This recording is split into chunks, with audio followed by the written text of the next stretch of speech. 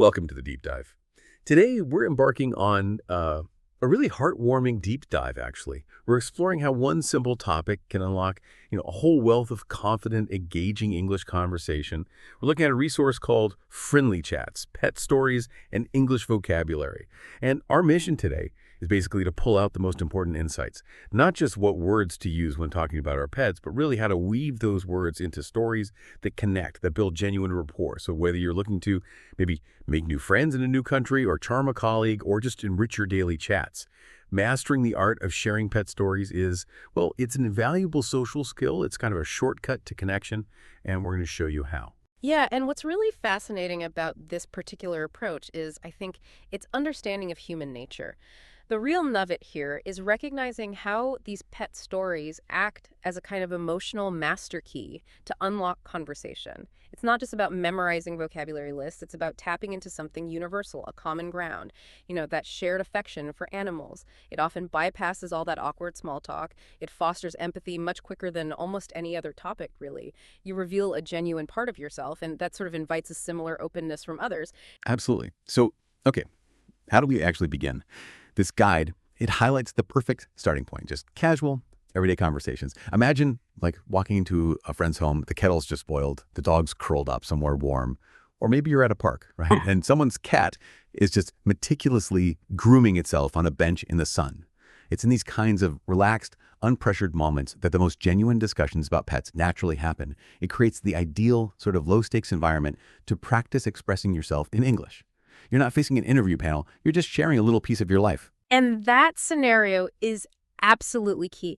It really demystifies real-world conversation. It shows you that you don't actually need complex sentence structures or formal arguments. Simple questions, observations, shared experiences, those are the building blocks. Think about it. When someone asks about your pet, they're not sitting there grading your grammar, are they? No, they're connecting with you. Usually on an emotional level, it's about learning to just chat, to engage in that natural back and forth that defines real human connection. It's like giving yourself permission to just be yourself, but maybe with a slightly expanded vocabulary toolkit. Exactly. And to really lean into those chats, you definitely need the right verbal tools. So a crucial aspect this material covers is the core vocabulary for daily pet care. And we're not just talking about listing words, but understanding how they become the building blocks for telling the story of your pet's day. From the mundane stuff to the memorable moments. We've all got those key terms. Leash for the walks, collar for ID, maybe with a little bell if you've got a cat that wanders.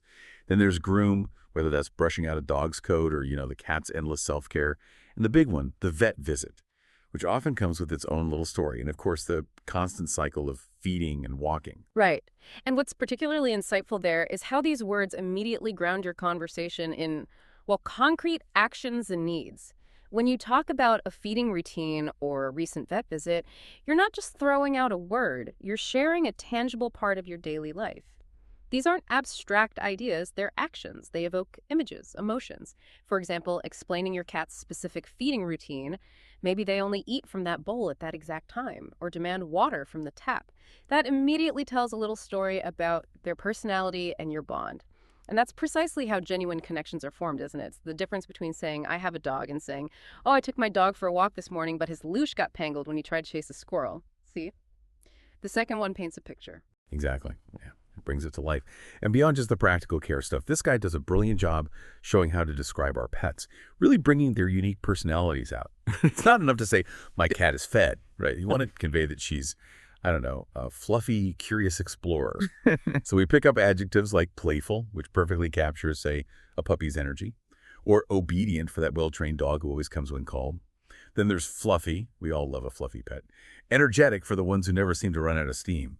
Loyal for our faithful friends, always there. And curious for the little investigators in our homes, always checking things out. hmm And these descriptive adjectives, that's where the personality truly comes alive. That's where you go beyond just a generic animal and a beloved character. Instead of just stating, I have a dog, you can paint this vivid picture. My dog is incredibly loyal and really energetic. He's always ready for an adventure the second I pick up his leash. Oh, or maybe my cat. Oh, she's so fluffy and endlessly curious. She's constantly investigating every new shadow, especially when she thinks I'm not looking.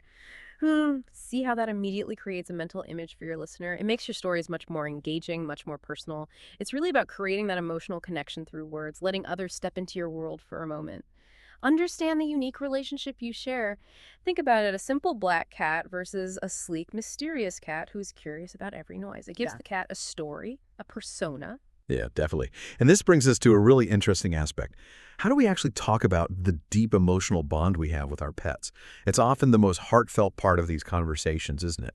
This material guides us through some wonderful phrases for showing care and affection, moving beyond just actions to, the actual feelings.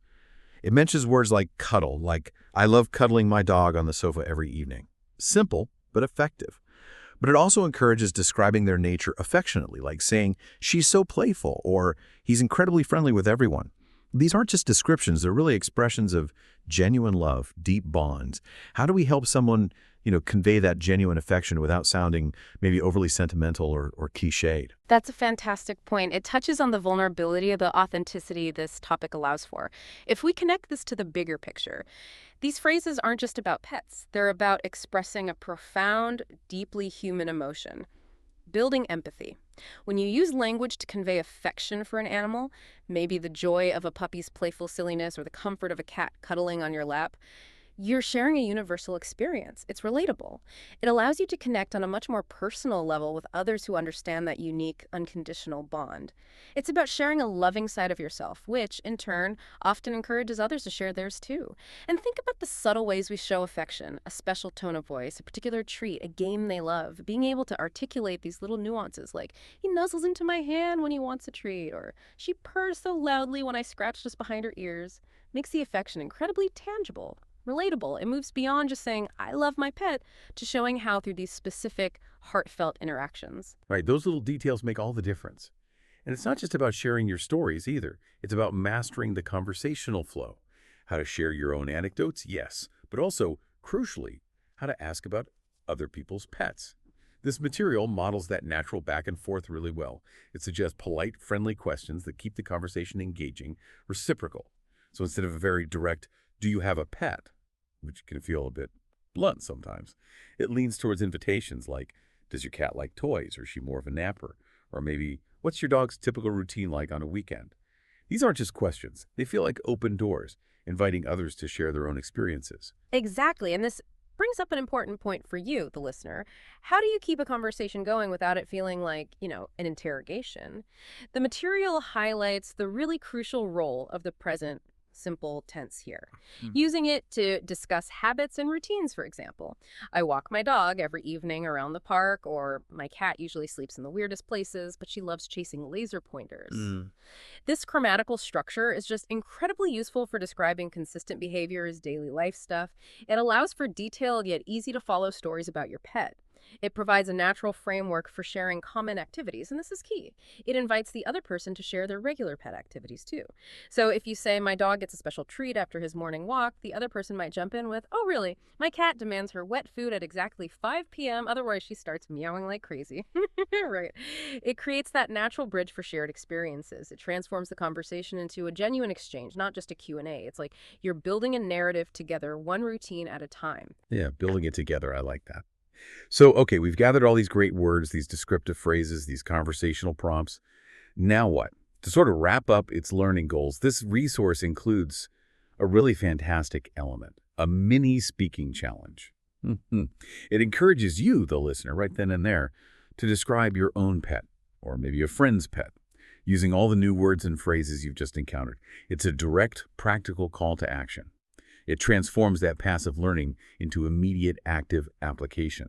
So for instance, instead of just saying, my dog is nice, you'd aim for something more like, my dog Buster. He's a really playful golden retriever who loves to cuddle. He's incredibly loyal and always energetic for his evening walks, even out to that vet visit we had last week. Something like that. Exactly. And this challenge is such a practical application of everything we've discussed. It's invaluable for solidifying the new knowledge and actually building real confidence. It actively pushes you to use the vocabulary and phrases immediately, turns passive listening into active learning. The stated goal is to help you improve your ability to talk naturally about pets and animal care, express affection, and share personal stories in English. A common pitfall sometimes is trying to cram too many new words in at once, which can sound a bit forced, right? So instead, maybe focus on incorporating just a few key adjectives and verbs organically. Think about one vivid memory, maybe, or one particular funny habit your pet has, and build your description around that. Let the personality of your pet and your own growing conversational confidence shine through. The beauty of it is, there's no right or wrong answer. It's just an opportunity to articulate that unique relationship you have. So, wrapping this up, what does this all mean for you? Our deep dive into friendly chats, pet stories, and English vocabulary has really shown us something important. Talking about pets is so much more than just small talk. It's a fantastic entry point for real-life conversations, a genuinely powerful tool for connection. We've seen how specific vocabulary for care, those descriptive adjectives for personality, and heartfelt phrases for expressing affection, how they can help you share your world with others, turning simple interactions into really meaningful, memorable exchanges. Absolutely. Understanding how to articulate the joy and, yeah, the responsibility too of pet ownership, it doesn't just enhance your practical communication skills, it also allows you to share a truly personal and often very heartwarming part of your life. It can bridge cultural gaps, build instant rapport. It's quite powerful. So for you, maybe consider this. If sharing stories about a beloved animal can unlock such genuine connection and build confidence like this, how might mastering other everyday relatable topics approached with the same kind of depth and personal touch open doors? Doors to understanding perhaps even more complex ideas, forging deeper bonds in all areas of your life. What story would you share about a pet right now, bringing them to life with some of the language we just explored? And what immediate connection might that story build for you right now?